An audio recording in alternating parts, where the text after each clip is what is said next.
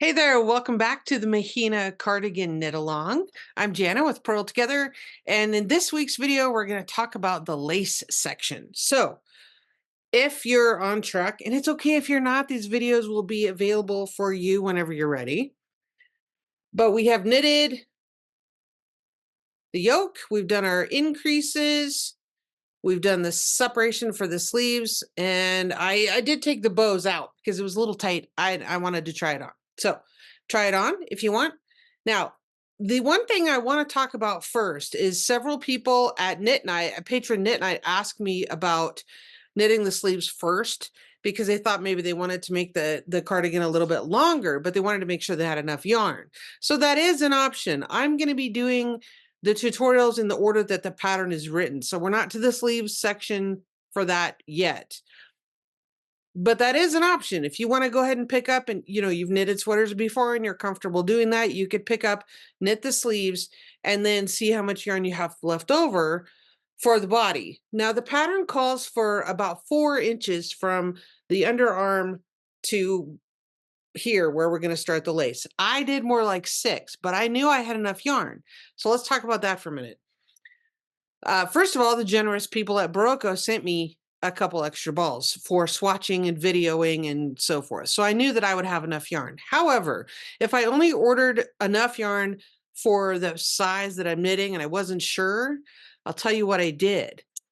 As we're knitting back and forth, I knitted that 4 inches and then I was unsure. So what I did next is set up my kitchen scale and I weighed the ball of yarn that I'm working on at the time, which I just have this tidbit at the moment, but I weighed the yarn, the ball, and I saw that I had I forget, it was like 38 grams.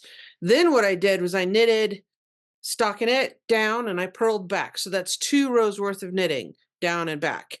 And I saw that for my size and my tension and so forth, I saw that me doing 2 rows, knit and a purl, used 3 grams.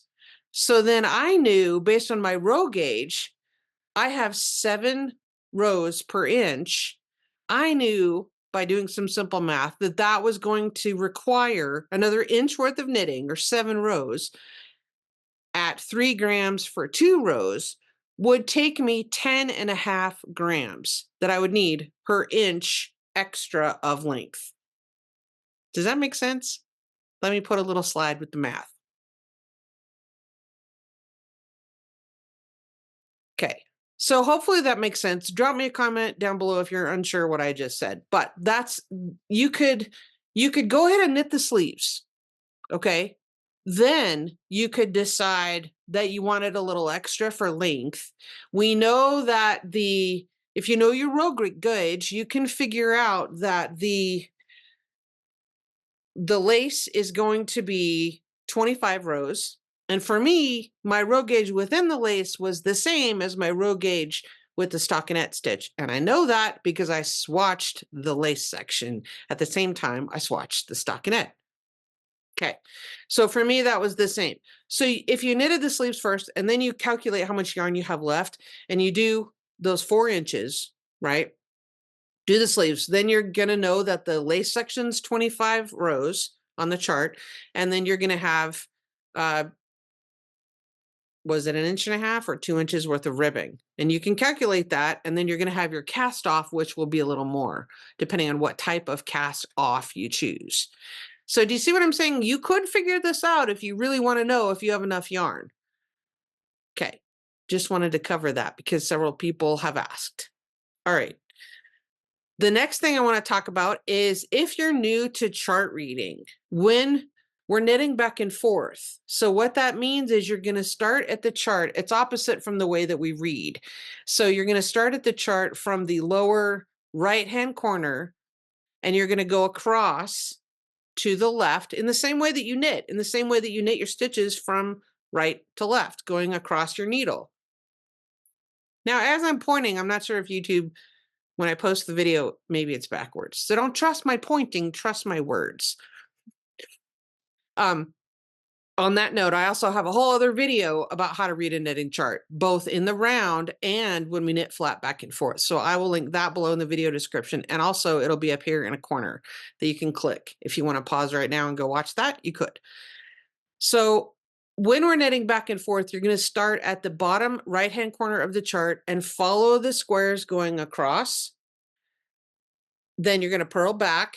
And when we purl back, you're just going to go over up one row and back the other direction, just like when you're knitting. You go over, up, and back. Up, over, up, over. See what I mean? So it's like this instead of like this. Okay, I hope that makes sense. Watch the video about reading a chart if you're unsure of what I'm saying. So you can, all of the even numbered rows are going to be just purling back, okay? Except for when we get to the setup for the ribbing. But right now, it's just through the lace section, it's just purling back. Now, I've already knitted a couple of rows of the lace because I'm going to zoom in and we'll go to the work table with the lights in just a second. But I want you to notice how, take a look at the chart first, and I want you to notice how the yarn overs stack, right? They're right above each other. So those yarn overs are just holes that are right above each other. And so you'll be able to tell if you get off because you'll see the center column stitch, the center stitch of this motif is the same. It's a knit stitch right in the center. And then you'll see that those yarn overs are stacking. And then further up the chart, you'll see that the yarn overs should be diagonal at a 45 degree. So if you keep that on track, you'll know if you get a little bit off. Now, the other thing you could do is put stitch markers between the repeats. I think that's a little extreme just because you'd have stitch markers literally every 8 stitches since it's an 8 stitch repeat. But do that if you want. Maybe you would put stitch markers every 24. So you know that's a multiple of 3 repeats of the chart. Again, when you look at the chart, you'll see those red lines. That means you're repeating the 8 stitches between the red lines. Okay, so when you begin the row, you're going to knit 1 stitch plain. Then you'll see the red line because we're reading from right to left. So you knit 1 stitch, then you're inside the red line, and you knit those 8. You repeat those 8 stitches over and over and over inside the parameters of those red lines till you get to the end, till you only have 2 stitches left. Then you knit those 2, just like it shows on the chart. Okay, then you purl your way back and you do the same thing for the 3rd row, the 5th row, the 7th row, and so forth. Okay, be sure to drop me a comment down below if you need help, or in any, the Purl Together group or the Ravelry group. I check those daily. So, and there's lots of other people that will be willing to help if I'm out and about. All right, let's get to it.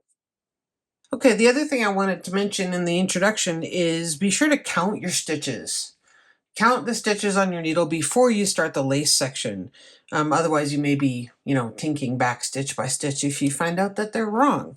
So anyway, what I wanted to show you here was you can look at the chart. Now, make sure that you're looking at the body chart, not the sleeve chart. So you can see that these are going to be a diagonal slant here in this portion. Now I'm on row 5 and I want to show you specifically how to do the central double decrease that's right here. Although it's written out very well in the abbreviations, sometimes people are visual learners, and I'm also going to show you how I prefer to do my slip slip knit, or the SSK. So let me see where I'm at in my repeat and I'll show you those 2 things. So what I find helpful also is to kind of memorize how things are going to go and how things are going to look. So you can tell at the beginning of our repeat here on row 5, we've got a yarn over, a slip slip knit, which is a left leaning decrease. Let me zoom in a little so you can see that. So that leans to the left, then you have another yarn over, your central double decrease, which is the apex of this triangle right here. So you know that's going to line up right in the center of this triangle, okay? And that takes 3 stitches to accomplish. So I'll show you that in a moment. Then you're going to have another yarn over and another decrease. So we're alternating yarn overs with every decrease that we do in this row. So if you can learn to read your knitting, you'll see it's easy to tell where you've left off if you need to set it down. So I know that I've done a central double decrease here at the apex of this triangle, and that is right in the middle. That is stitch 5 of my 8 stitch repeat. Then there's 6, 7, 8 is the last yarn over there. So I am on stitch 1 is just completed, 2 is the yarn over, And so now I know where I'm at. So if you can learn to read your knitting, that way if you get interrupted and have to set it down, like I did and haven't picked this up since last night, but I know where I am because of that. Okay, now I'm about to do a left leaning decrease, so I'm going to slip as if to knit. And I like to go in this one as if to purl. And then I just roll, kind of roll my needles around and I knit through the back loop.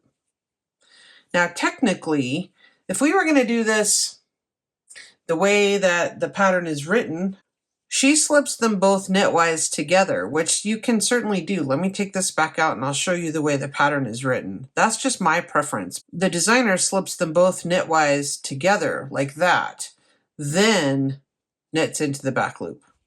And that totally works as well. I think that produces a little bit different effect. Maybe it leans a little flatter. Mine, I like the way it leans better. So experiment with it and see what you like the best. So I'll show you the way she does it again.